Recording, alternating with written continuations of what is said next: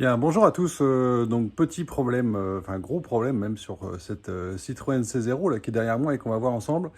Elle charge, mais elle charge très partiellement, c'est-à-dire que quand on branche la charge, elle nous dit rapidement que c'est chargé alors que ça ne l'est pas.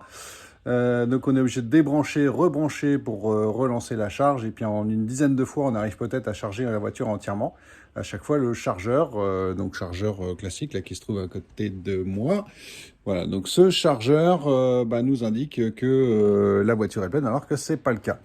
Donc sur les e-mails, ils rencontrent également ce problème. Ils proposent, plutôt que de remplacer le convertisseur, comme proposé par Citroën à 2500 euros, enfin ça c'est juste le prix de la pièce, hein, alors que c'est un défaut de fabrication, donc je pense que Citroën devrait prendre ses responsabilités par rapport à ça. Donc les Américains proposent de remplacer deux condensateurs en fait dans ce convertisseur, deux condensateurs. Alors il faut les acheter par 10 malheureusement. Donc en fait c'est 10 euros les 10, hein, donc c'est 1 euro le condensateur en fait. Voilà.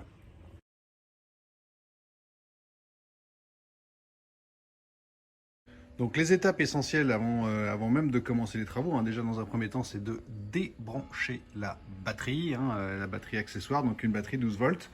Après, deuxième étape indispensable, bon, on va passer par là, hop.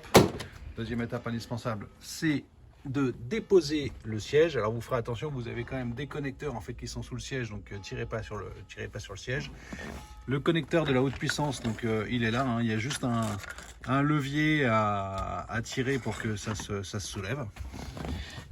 Donc et ensuite, il suffit d'aller dans le coffre, hein, notre convertisseur se trouve effectivement en dessous, voilà, donc vous avez ce cache chez moi avec des vis papillons, donc facile à retirer, et puis on a tout ce qu'il nous faut en dessous.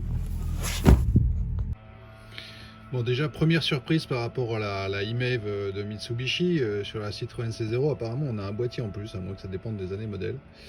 Voilà, donc il faut que je l'enlève, je pense. Donc ça c'était au-dessus, hein, donc pas de secret, il faut le démonter, je pense. Je vous en dirai un peu plus. Après, donc j'ai eu un peu de mal à décoller ce boîtier, mais ça se décolle. Et à l'intérieur, donc je vais commencer par démonter ces câbles qui vont me permettre de libérer ensuite le convertisseur. Voilà. Voilà, donc j'ai réussi à décoller cette partie-là, comme je vous l'avais montré. Ensuite, j'ai desserré les vis. J'ai enlevé les contre-écrous d'étanchéité des câbles ici. Et après, effectivement, en desserrant là, ça vient.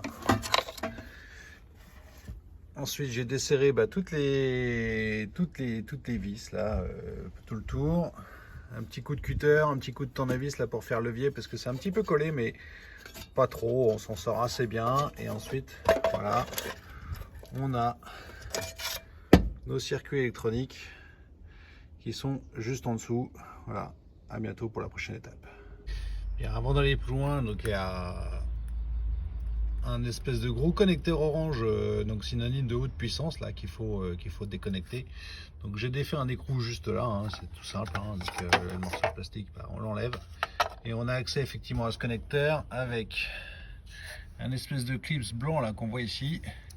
Et après normalement, alors c'est vrai que c'est pas facile à une main, mais je devrais pouvoir arriver à le déconnecter. Ah bon, je vous laisse voir ça. Moi, je vais faire ça avec mes deux mains. A tout de suite. Bien, je vais continuer avec les connecteurs. Donc là, il y a un gros connecteur noir avec un clips ici, je crois, dans ce coin-là. Je l'ai déjà désolidarisé. Donc, je vais le retirer. Ensuite, on a un connecteur côté pare-choc qui se trouve ici.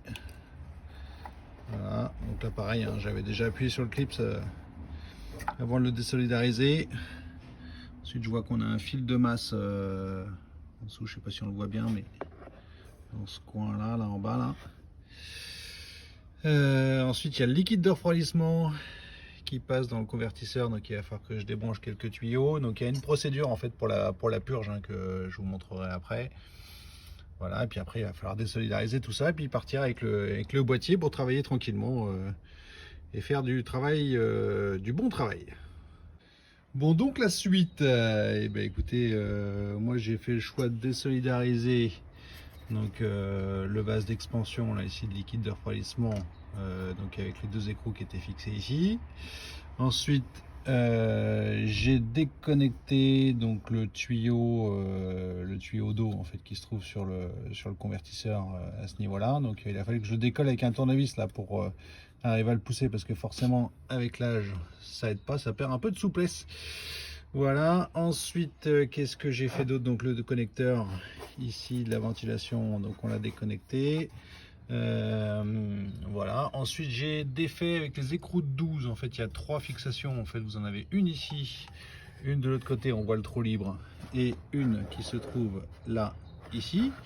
Voilà, donc écrou de 12, hein, pas du 13. Ça va plus classique. Voilà. Et ce qui va nous embêter très certainement, en fait, c'est le tuyau de liquide refroidissement, en fait, qui circule entre le boîtier de gestion moteur qui est là et notre convertisseur, hein. C'est pour ça que j'ai fait le choix de désérialiser d'abord, ce qui va peut-être me permettre, étant donné que le boîtier bouge, de gagner un peu de liberté pour pouvoir déconnecter ce tuyau. Bon, j'y avais pas prêté attention, mais en fait on est encore prisonnier de ce connecteur. Donc là, en fait, le faisceau, on ne sait pas où il part, donc je peux pas le déconnecter. En revanche, il est relié par un câble de terre qui est ici, tac, et qui rentre dans notre boîtier. Donc pour l'instant, on est prisonnier. Donc l'idée, ça va être bien sûr de le libérer. Voilà. Et donc là, ce que je vois, c'est qu'on a effectivement un écrou d'étanchéité qu'on va pouvoir desserrer facilement. On a ces deux câbles là qu'on va pouvoir retirer. Et ici, on a un petit collier Serflex en fait qui est prisonnier avec un petit boîtier, voilà, qu'on va pouvoir libérer ici. Et la vis qu'on voit dans le fond, bah, c'est justement le câble de terre qui nous embête. Donc je vais déconnecter tout ça, je vais le sortir par ici et ça va libérer notre boîtier. Bon, bah, en définitive, grosse perte de temps parce que j'avais eu la flemme de me baisser, mais en fait ce câble là qui part, et je vous disais on voit pas trop où ça arrive. Et ben en fait, si on se met en dessous, et bien il est accessible juste derrière le pare-choc. On le voit, il est là au bout. Enfin, de toute façon, vous allez le repérer facilement. Voilà, c'est le four orange là qu'on voit ici. Et puis là, je vais essayer de déconnecter, vous savez, la partie là, je vous ai dit, qui était la plus pénible en fait de cette affaire.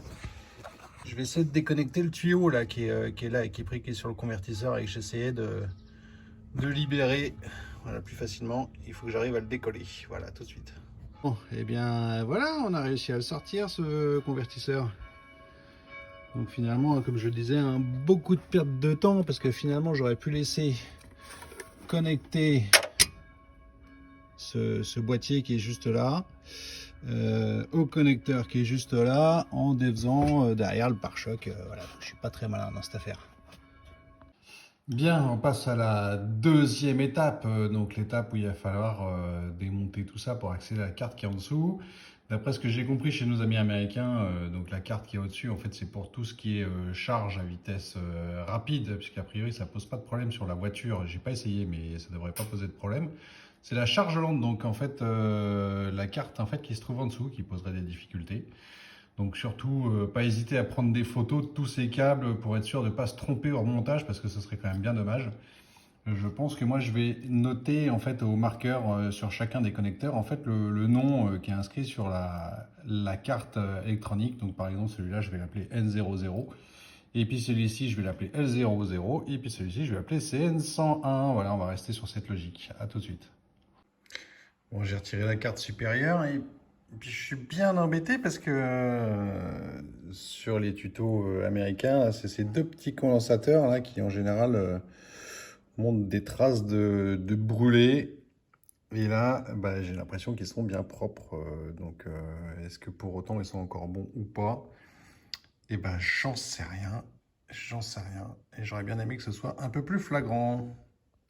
Bien, dans le doute, avec cette histoire de condensateur qui n'a pas éclaté comme sur les vidéos, bah, du coup, je suis allé ouvrir. Et là, j'ai bien un contact. Donc mon fusible est bon. Voilà, maintenant que j'ai tout débranché, tout noté, pris plein de photos, je vais maintenant enlever la carte. électronique. Donc pour retirer la carte, en fait, il faut démonter les vis qui sont sur le côté là, mais également ces trucs-là, sinon ça vient pas. Voilà, donc j'ai gratté un peu la résine époxy là, de protection avec de petits cure-dents comme ça, là, en commençant par le tournevis sans toucher le fond. Je vois pas de dégâts sur ces condensateurs, hein. Pour autant, je pense que j'ai été trop loin pour reculer. Personnellement, les condensateurs donc, que les Américains recommandent, c'est plutôt ceux-là, hein. Donc pareil, un 102K, ça veut dire 1 nanofarad, hein, donc c'est le cas de ceci. Je sais pas si on va voir sur la vidéo, mais en tout cas, c'est bien marqué 102K. En revanche, ceux-là, c'est des 2 kV, hein, donc ils tiennent un peu moins à la tension que les 3 kV que j'ai effectivement dans la main. Donc, autre élément, hein, forcément, bah, ces composants sont soudés par le dessous. Voilà, moi, il va falloir que je les soude par le dessus, un peu comme ce qu'ont fait les autres.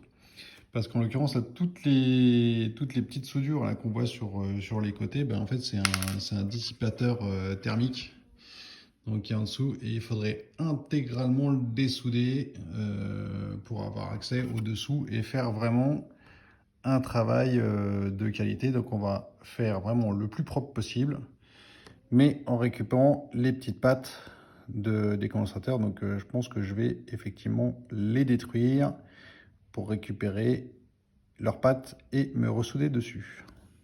Voilà, donc là j'ai coupé les pattes et puis maintenant je vais souder ça comme ça avec les pattes les unes contre les autres. Et ben voilà, ça c'est fait. Alors maintenant, je vais boucher le trou. Alors, j'ai acheté la résine spécifique là, chez RS Pro. Voilà, donc c'est un sac avec deux parties séparées par un blocage à une barrette. Donc à mélanger pendant minimum 1 minute. Et puis maintenant, je vais couler ça là-dedans. Voilà, c'est fait. Alors maintenant, logiquement, il faut que ça sèche pendant 24 heures. Moi, je vais quand même essayer de remonter la carte pour éviter de perdre du temps, tout simplement. Par contre, je sais pas si je pourrais trop la pencher, donc on va voir ça. Bon, il y avait de la pâte de dissipation thermique, hein, comme vous l'aviez vu sans doute tout à l'heure. Donc, du coup, bah, moi j'ai une seringue que j'utilise en fait quand je fais des montages de processeurs ou ce genre de choses. C'est ce que je vais utiliser. Bon, bien, tout est remonté. J'ai remis la haute tension également avec le siège là-bas au fond là. J'ai pas encore remis le 12 volts, mais je vais le remettre. Voilà, en fait, le sujet, c'est de tout refaire à l'inverse de ce qu'on a fait jusqu'à maintenant. Et puis, il va falloir, bien sûr, refaire le niveau de liquide de refroidissement. Donc, pour ça, il y a une démarche. À tout de suite. Bien, alors pour la purge du liquide de refroidissement sur la Citroën C0, la IMEV, la Ion, j'imagine. Voilà, donc l'idée c'est de mettre le contact, donc pas se mettre sur ready, hein, donc on tourne pas la clé à fond, on se met juste sur on. Ensuite ce bouton là, qui est off, il va falloir appuyer dessus au moins 10 fois en l'espace de 7 secondes. Au bout des 7 secondes, on aura 20 secondes pour aller à l'arrière dans le vase d'expansion pour aller remplir en liquide de refroidissement en même temps que la démarche se fera. Voilà. Et bien, on va essayer. Alors oui, effectivement, là, à deux mains, ça va être compliqué. Bon, je lance et je coupe le téléphone. Voilà, ça a l'air de fonctionner mon affaire. Donc là, on va avoir des cycles de 4 secondes avec la pompe qui va se déclencher, ce qui va permettre de faire la vidange. Donc là, enfin la purge, pardon.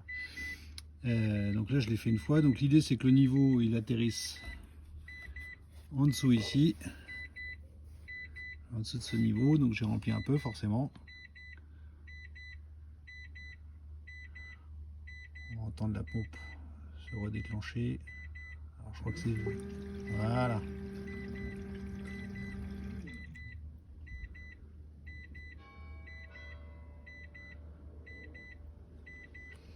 Bon, vous avez compris le principe, hein. À tout de suite. Bah écoutez, pour l'instant, donc la voiture est en charge maintenant, hein, l'opération est terminée, et puis Et ben, ça fait plaisir, hein. Ça charge, voilà, donc pourvu que ça dure.